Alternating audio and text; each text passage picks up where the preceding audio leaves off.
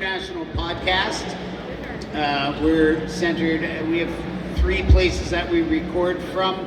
I record from Niagara Falls, our musician records out of Los Angeles, and my partner Tripto, he records from one of 3 locations, either Los Angeles, Las Vegas, or from Romania. Metaflora is a blockchain-based company. It's very unique in the cannabis industry, and I'll tell you what Metaflora does in its basic structure. It sells nodes on the internet, and a node is a blockchain system, and in each node they've done some interesting things with their own nodes. And Metaflora is using the internet blockchain structure as a database for licensed producers and consumers so that we can get a solidified genetic block and record of every single cultivar of cannabis that there is. We've so far cataloged 3,750 cultivars, ranging from every strain or cultivar that you can imagine has already been sequenced, and we've stored the data, the genetic fingerprint of these, on the internet. They will soon be available for companies to cross-reference. So, for example, we've all had gone to the store and we picked some stuff up, and it said, let's say it said Jack Hare on it. There's at least 50 Jack Hares in the Canadian cannabis market, and I can tell you right now, as somebody who's grown and tasted the original Jack Hare, that there is only one of them that is really Jack Hare. All the other 49 are mislabeled. Now, could you imagine going to the grocery store and buying fish and thinking you're buying a type of fish and never getting the type of fish you expect, and thinking that perch tastes like tilapia until someday you actually get perch? This is a big problem, not just here in Canada, it's a problem throughout the world. And Metaflora is approaching it. The difference between putting things on the cloud and putting them on the blockchain is that once they're on blockchain and you have the key, it will always be there. Longer than Metaflora will exist, those genetic markers that make northern lights will always be recorded on the chain. In addition to that, and one of the principles behind the founding of Beyond the Haze is that we noticed a pattern in legalization. So in Canada, we are now 7 years into legalization. And in the 3 years leading up to it, we started seeing claims about cannabis usage that are unfounded. And things like there's fentanyl in the cannabis. We started hearing about cannabis hypermesis syndrome. We started hearing about cannabis-induced psychosis. We started hearing all these ridiculous negative things that we had never heard about our entire lives with cannabis until we started talking about legalization. Now, coincidence? No. And I can tell you why. Every single place in the world that is approaching legalization goes through exactly the same misinformation campaign by the anti-legalization people. Now, 99 out of 100 of lawmakers throughout the world are uneducated when it comes to what they need to base their decision on. And they're influenced by lobbyists, and they're influenced by these negative things that I just told you about, because a doctor will come forward, a psychiatrist will come forward, a person who has 0 medical training on the endocannabinoid system but has doctor in front of their name. So the politician who writes the law comes forward and says, this person must know what they're talking about, they're a doctor, but that doctor is completely ignorant because his school never taught him about that system. That lawmaker now is getting told that cannabis use, especially high potency cannabis use, you know that stuff you guys all want, the dabs, the chatter, the 29 point whatever percent THC stuff that you're after, that in particular is the problem. That is what's causing people to have psychosis because of cannabis use. The problem with that is there's no medical studies that back that up. There's some slightly anecdotal stories coming out of emergency rooms. The other great one that you hear is cannabis poisoning. Oh, trips to the emergency room have gone up 700% since we legalized, and it's kids. But that's not the fault of the cannabis. That's the fault of the cannabis user who's uneducated, who doesn't realize that, yeah, you might throw up if a child, let's say a child induces gummies, or ingests gummies, they're not going to die. It does not affect your respiratory system. But the doctors don't tell you that because they don't know that. And they don't know that because we don't teach that in our medical schools. So now you have these lobbyists approaching lawmakers, and a lawmaker is trying to make an informed decision. Well, how are they going to do that when the people who are actually informed look like me? And if I go there, then they say, oh, well, I listened to Canna Claus, they're going to get, what? Right? Anyway, or you listen to Dr. whoever, Mr. Respected person over here, who tells you it's inducing cannabis. But then you go on to Metaflora, and you go into our files for government officials trying to make well-educated decisions on cannabis and legalization, and you will find double-blind studies from all over the world, peer-reviewed, repeated studies that prove things such as cannabis-induced psychosis does not exist. Cannabis can influence somebody who's already sick. It can exacerbate symptoms. But one of the things that they found is that people self-medicate with cannabis when they have mental health issues. So they're using that to say that that is the cause. But somewhere like here, 7 years in, we can tell you that mental health cases have not increased with usage. The percentage of people that use has increased. The percentage of people with mental health issues has not. That is conclusive. After 7 years, if cannabis was causing psychosis in people, we would see a marked increase in that. So one of the things that we're doing between the podcast and the website and the nodes is making this available to people who make decisions in other countries and even in our country all over the world so that they can make informed decisions based on real science. Because the government and the medical profession doesn't do anything about it. I became involved with them. We've done one season so far of shooting Beyond the Haze. We've investigated, we spoke to a fellow in Romania who was quite tied to Rick Simpson and worked with him for years. And we talked about medical suppositories and how using cannabis and cannabinoids rectally makes it available to your lymphatic system. It's the only way of getting it into your body where it will get into your lymphatic system, and that helps markedly with certain types of cancers and stuff. I'm not a doctor, so this isn't medical advice, but I can tell you that this show that we do, we also interviewed a fellow who has made cannabinoids water soluble by changing the shape of them and being able to fit them through a pico filter. It's called Pico Cannabis. You can look them up. They have clinics throughout the United States where you can get injected IV cannabis, CBD, everything but THC. And they have some incredible results. We interview people from all aspects. We do music. Gala music is big for us.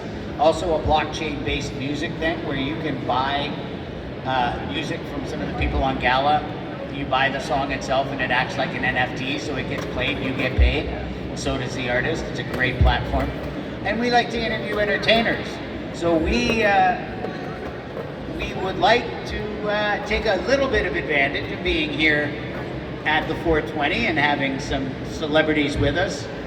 And I'd like you to welcome to the stage with me Tyrone Parsons, played Knucklehead from the Trailer Park Boys. Woo!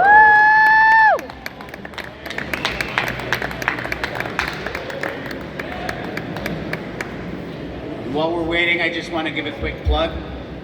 Comic-Con will have Tommy Chong here. Make sure you get your tickets and come out and meet Mr. Chong, because that's a special thing to do. I met him a long time ago at a private party, and that's another story. But welcome to the stage, my friend.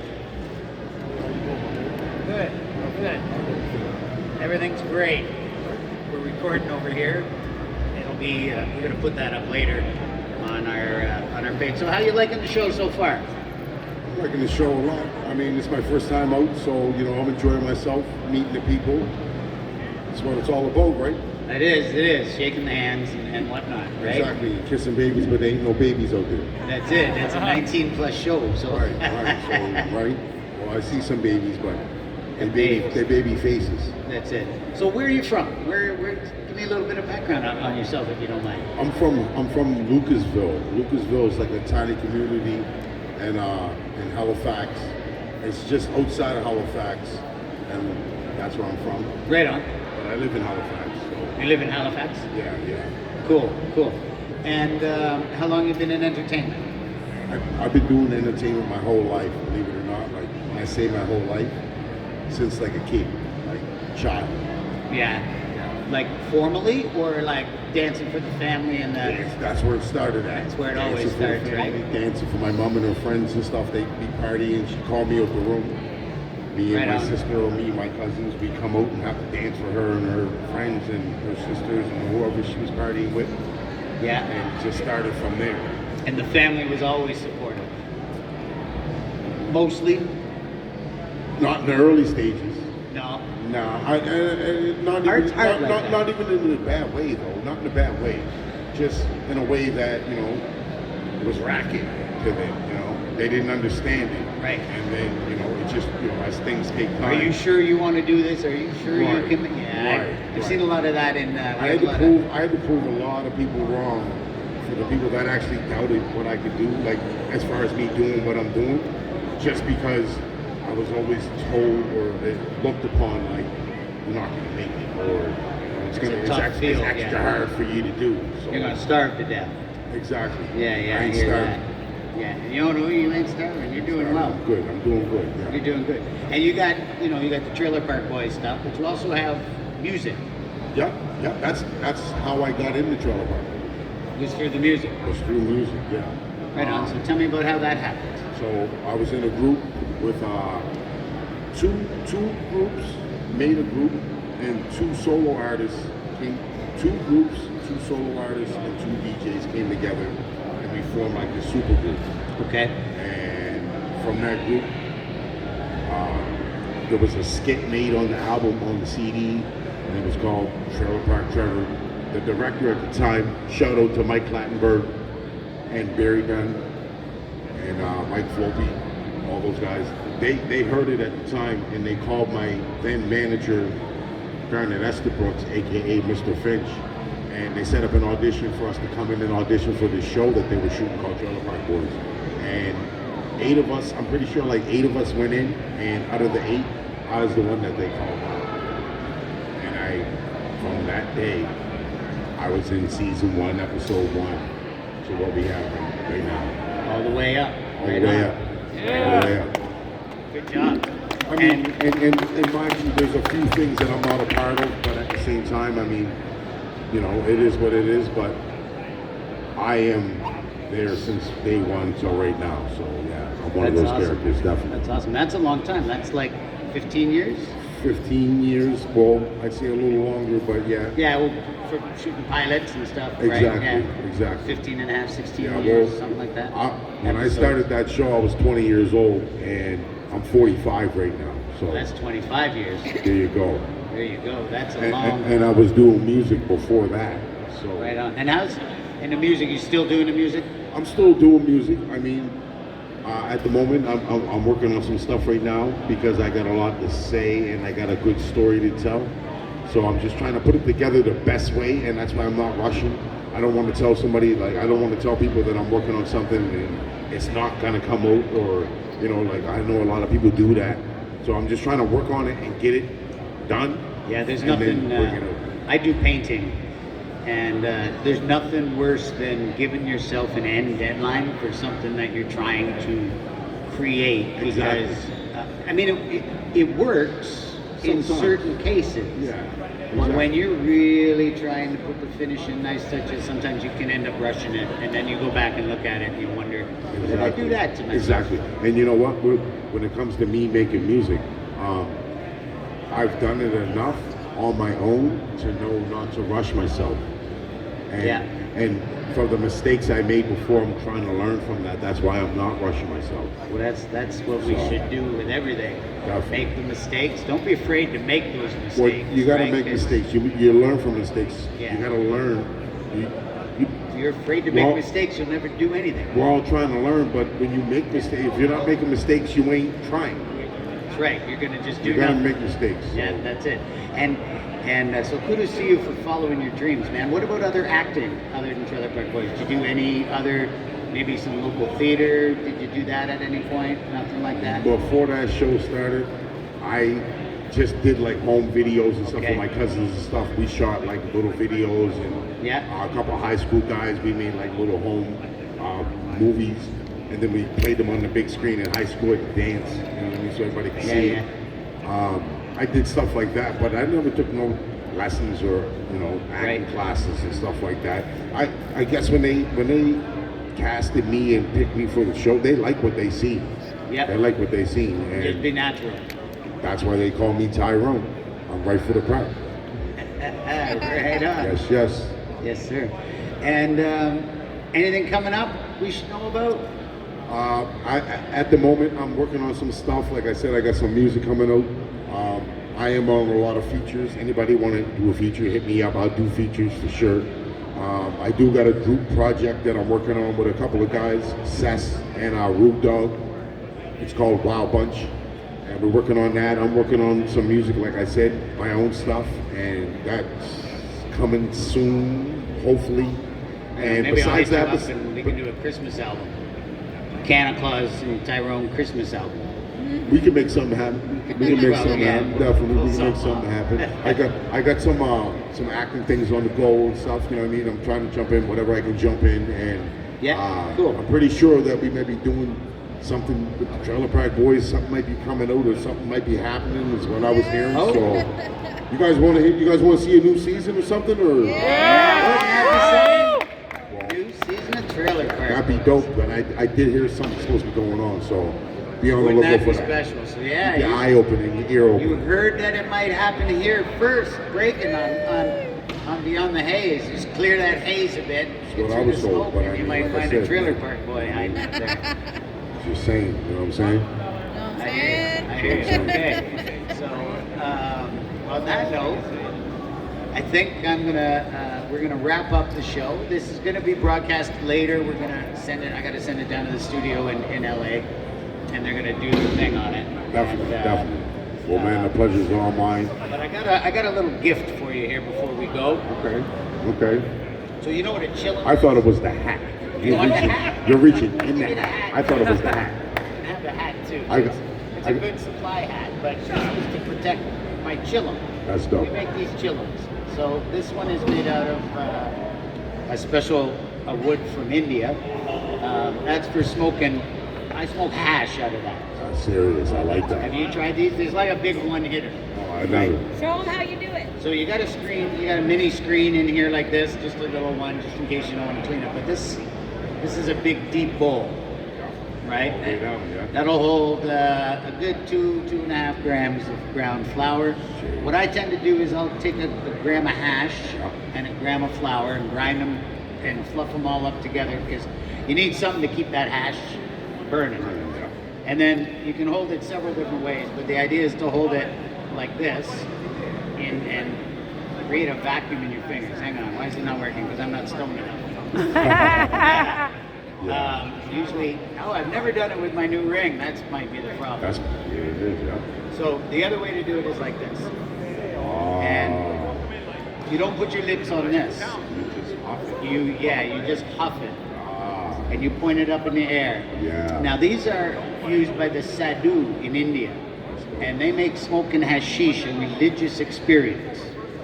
It's called a chillum, because that's all you're doing after you smoke it is chillum. It'll chill them right down. But I had a friend making them here. We were selling them for a little while, and I want to give you that as a token gift. Get it? It's for Token. Yes. And then you can fill that up with some hash back in Halifax. I know how you guys from the East Coast like your black leaf, your black resins and stuff out there, like You'd be Montreal. surprised. I do have a lot of hash in my house for some reason. I'm not surprised. People give it to me all the time. Right on. I did it all the time, but I do have a lot of hash in my house, so That's awesome. I will be definitely, and I'll make it a point to be smoking in this. Do it, because it really does change. There's something about smoking out of a chillum that gives. I'm not a religious person, but there's some kind of spiritual thing that happens when you smoke out of one of those. It just. Well, we're gonna see. Ooh. We're gonna see if we're gonna make it happen. Definitely.